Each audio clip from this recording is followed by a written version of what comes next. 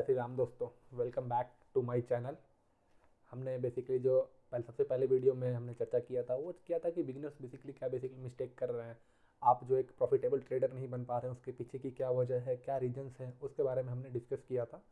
उसके बाद हमने चर्चा किया था कि आपको बेसिकली बेसिक क्या रिक्वायरमेंट्स हैं एक ट्रेडर बनने के लिए, एक क्या क्या चीज़ें चाहिए आपको कि आप एक ट्रेडिंग करें, एक बेसिक सेटअप क्या होना चाहिए, उस पर हमने चर्चा किया था। आज जो हम बात करने जा रहे हैं वो हम बात करने वाले हैं शेयर मार्केट के बारे में कि शेयर मार्केट बेसिकली है क्या, कैसे शेयर मार्केट रन करता है। तो आइए हम एक छोटा सा एग्जांपल के थ्रू, हम बेसिकली एक एग्जांपल के थ्रू इसको समझते हैं। हम पूरे स्टॉक मार्केट को एक एग्जांपल से आपको समझा रहे हैं, आप इसको समझने की कोशिश कीजिए। जस्ट लाइक जैसे हम या फिर आप, कोई भी इंडिविजुअल है वो एक बिजनेस स्टार्ट करता है। जस्ट लाइक मैंने एक बिजनेस स्टार्ट किया। अब मेरे पास जो बिजनेस स्टार्ट करने के लिए बेसिक रिक्वायरमेंट्स क्या होनी चाहिए, आपके पास फंड होना चाहिए, आपके पास बिजनेस आइडियाज़ होने चाहिए। हमारे पास फंड्स और बिजनेस आइडियाज़ को लेकर के हमने एक बिज़नेस स्टार्ट किया और भगवान की दया से या फिर हमारा बिजनेस का प्रोडक्ट इतना अच्छा था कि वो बिज़नेस काफ़ी अच्छा चल रहा है। अब हम इसको एक्सपेंड करना चाह रहे हैं। एक्सपेंड करने के लिए हमें फ़ंड चाहिए होंगे। जस्ट लाइक यदि आप कोई काम कर रहे हैं, आपको जो है पैसे की यदि कमी आ रही है तो सबसे पहले आप क्या करोगे। जस्ट इन केस हमारी जगह फिर आप अपने आप को ही रख के बात करते हैं। यदि आप भी होगे या फिर मैं भी होऊंगा तो सबसे पहले या तो फ्रेंड्स या फिर रिलेटिव्स के पास जाएंगे कि थोड़े पैसे की हेल्प चाहिए, हम कुछ कर रहे हैं या फिर हमें कुछ पैसे की कमी हो गई है तो हमें थोड़े पैसे चाहिए। यदि फ्रेंड्स और रिलेटिव के बस की भी ना हो तो आप बैंक्स के पास जाओगे, लोन के लिए लोन अप्लाई करोगे बैंक्स के पास कि हमें कुछ बेसिक रिक्वायरमेंट्स हैं, हम उसको फुलफिल करना चाहते हैं, तो हम आपसे लोन लेना चाहते हैं कुछ अमाउंट्स। उस पर जो है बेसिकली इंटरेस्ट लगेगा। यदि आप बैंक से लोन ले रहे हो तो कहीं ना कहीं आपको इंटरेस्ट देना पड़ेगा और हर मंथ आपको ईएमआई पे करनी पड़ेगी, राइट। तो जब आप मार्केट में आते हो, एक बिजनेस को स्टार्ट करते हो, तो बिजनेस में जो पैसे लगाने के लिए एक हमारे पास एंजल इन्वेस्टर्स होते हैं जो बेसिकली हर एक स्टार्टअप्स को बेसिकली देखते हैं। आप उनके पास अप्रोच कर सकते हैं और वो उनको अपने बिजनेस आइडिया सुना सकते हैं। तो वो आपको क्या करते हैं, एक फंड प्रोवाइड कराते हैं, आपको जो पैसे देते हैं। यदि आप एंजल इन्वेस्टर नहीं समझ पा रहे हो तो एक बेसिक चीज़ें समझो। आपने शार्क टैंक देखा होगा, यदि शार्क टैंक नहीं देखा हो तो आप थोड़ा सा जाकर देख लो एक बार। वहाँ पर क्या होता है आपको पता चल जाएगा कि हम या फिर आप कोई भी इंडिविजुअल है अपने बिजनेस को लेकर के, अपने बिजनेस आइडियाज़ को लेकर के, हमारा जो बिजनेस चल रहा है उसके सारे डेटाज को लेकर के हम उन तक जाते हैं, उनके पास जाते हैं, अपने बिजनेस आइडियाज़ को शेयर करते हैं, उनको पिचिंग करते हैं और हम इनको एक्सपेंड करना चाहते हैं। हमारा क्या प्रॉफिटेबल बिजनेस रहा, हमने कितना प्रॉफिट अर्न किया पिछले क्वार्टर में या फिर पिछले ईयर में, उन सब के बेसिस पर जब हमारा कोऑर्डिनेशन उनके साथ, हमारे इन्वेस्टर के साथ बैठता है तो कहीं ना कहीं हमें फंड मिलता है, वो हमारी कंपनी में इन्वेस्ट करते हैं। जब एंजल इन्वेस्टर ने आपकी कंपनी में इन्वेस्ट किया, आपको फंड मिला, तो वो इन्वेस्ट कैसे करते हैं ये जान लेते हैं कि आपको 10 करोड़ रुपए चाहिए, आपने उनसे 10 करोड़ रुपए की मांग रखी, उन्होंने हाँ की, चलो ठीक है हम आपको 10 करोड़ रुपए देंगे। लेकिन जब कोई आपको रुपया दे रहा है तो आपसे बदले में भी तो कुछ लेगा, तो वो आपसे बदले में आपके कंपनी के कुछ परसेंटेज ले लेते हैं। जस्ट लाइक हमने आपको 10 करोड़ रुपए दिए तो हमें आपकी कंपनी से अब 5% आपके कंपनी का चाहिए हमको। अब कंपनी जितना भी अर्न करेगी ईयरली वाइज, उसका 5% प्रॉफिट जो है हमें उनको डायरेक्टली देना पड़ेगा। ये होता है जब आप एंजल इन्वेस्टर से आप फंड रेज करते हो, उनसे जब पैसे लेते हो। तो अब आप उनसे पैसे ले लिए, हाँ ठीक है हम आपको 5% ईयरली देंगे। इस बेसिस पर जब सारा चीज़ हो गया तब आप उस पैसे को अपने बिजनेस में लगाए। बिजनेस भगवान की दया से बहुत अच्छा और चलने लग गया और लोगों को पसंद आने लग गया। अब आपको इस बिजनेस को और एक्सपेंड करना है। जब आप बिजनेस के और एक्सपेंशन की ओर जाओगे तब आपको और पैसे चाहिए होंगे। एक दफ़ा तो आपने एंजल इन्वेस्टर से पैसे ले लिया है, अब दूसरी दफ़ा जब आप पैसे लेने के लिए जाओगे तो आप जाओगे मार्केट में। दूसरे जो होते हैं वेंचर कैपिटलिस्ट होते हैं जो बेसिकली एंजल इन्वेस्टर से थोड़े ज़्यादा पैसे वाले होते हैं, वो ज़्यादा पैसा आपके बिजनेस में लगाते हैं। अब वेंचर कैपिटलिस्ट भी सेम जैसे एंजल इन्वेस्टर ने इन्वेस्ट किया था वैसे ही इन्वेस्ट करेंगे, वैसे ही शेयर्स लेंगे, वैसे ही आपके कंपनी के परसेंटेज लेंगे। डील हुई, आपने हामी भरी और फिर आपने उनसे पैसे लिए और पैसे को लगाया अपने बिजनेस में। अब बिजनेस और अच्छा चल रहा है। अब आपने एंजल इन्वेस्टर से पैसे ले लिया है, वेंचर कैपिटलिस्ट से भी पैसे ले लिया है, बिजनेस आपका बहुत अच्छा चल रहा है।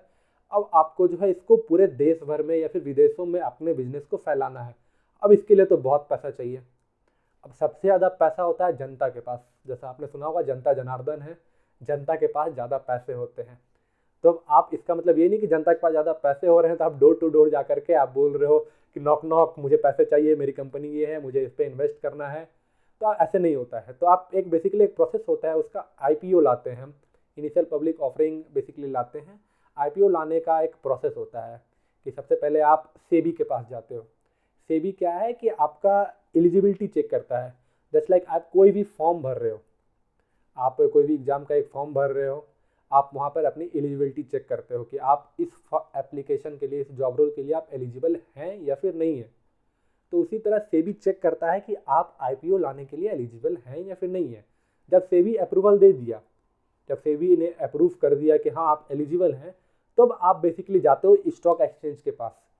वहाँ पर आपने एप्लीकेशन डाली कि हाँ मुझे स्टॉक एक्सचेंज में अप्लाई कर रहा है कि मुझे IPO लाना है अपनी कंपनी का, मैं अपनी कंपनी का IPO लॉन्च करने वाला हूँ। तो आइए बैठ करके स्टॉक्स के, शेयर्स के प्राइसेस को डिस्कस करते हैं और यहाँ पर हम बात करते हैं स्टॉक एक्सचेंज में।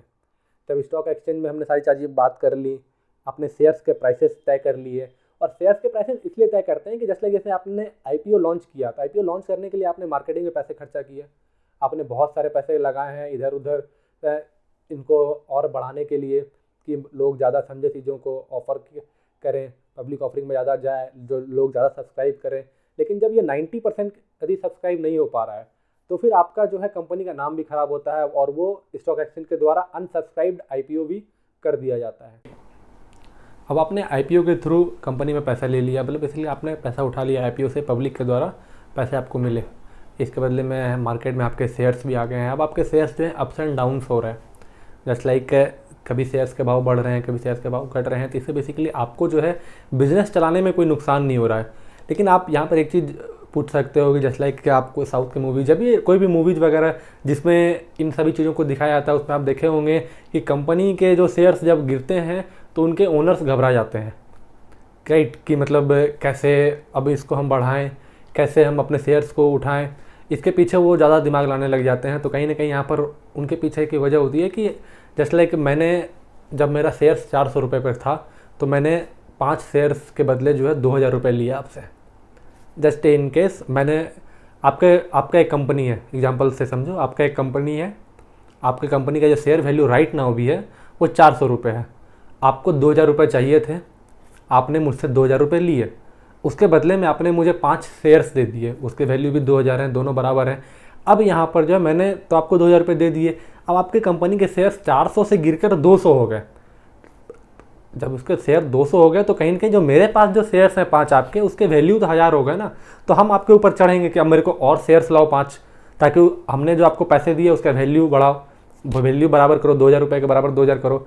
तो इस वजह से वो उनके ओनर्स घबरा जाते हैं कि जो के शेयर्स के बदले जिनसे वो पैसे लिए हैं, कहीं कि वो अब उन पर चढ़ेंगे ताकि जो है उनको रिकवर कर सके, उनके शेयर्स के वैल्यू के बराबर अपने मनी को पहुंचा सके। तो इस वजह से उनके ओनर्स वहाँ पर घबराते हैं। बाकी इनके बिजनेस पे कोई असर नहीं पड़ता जब उनके शेयर्स अप्स एंड डाउन्स होते हैं।